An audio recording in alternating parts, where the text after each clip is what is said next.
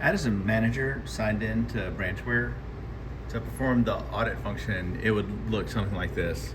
You would you would actually select inventory, and then you would go to audit inventory.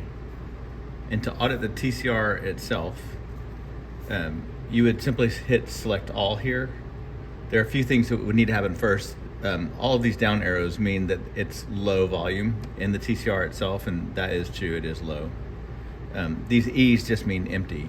So we would select all. It might require that a second person actually log in as a dual control, and then you would select audit.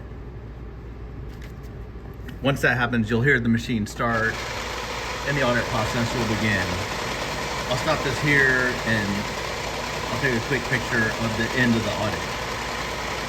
What you'll notice in this shot is there's a new column that's populated, the audit column, and it will tell you how many notes were audited in the process. If there were a discrepancy, you would see that in the adjust column. At this point, you would just press exit, and that would be the end of the audit. You would get a printout as well that would tell you the results.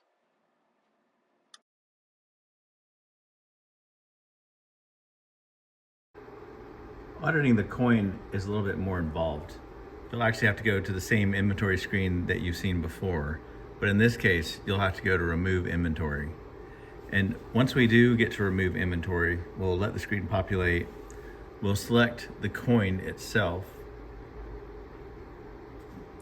We'll let that populate some. As you can see in the machine, we have kind of 1 penny, 1 nickel, 2 dimes, and a quarter.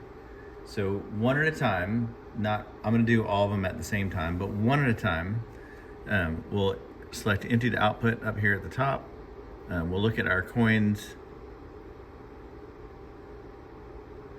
and we will select each of those.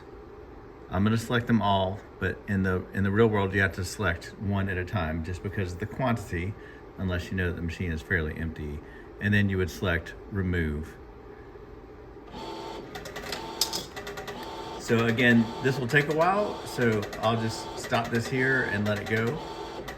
But the next step would be to run the coins that were removed from the coin dispenser through your normal Cummins or whatever coin counter you guys use and get the output of that. Similar to the cash recycler screen, in this screen you really see the before, after, and amount removed. And if there were a difference, you would see that here. But the real test will be counting in your external coin counter.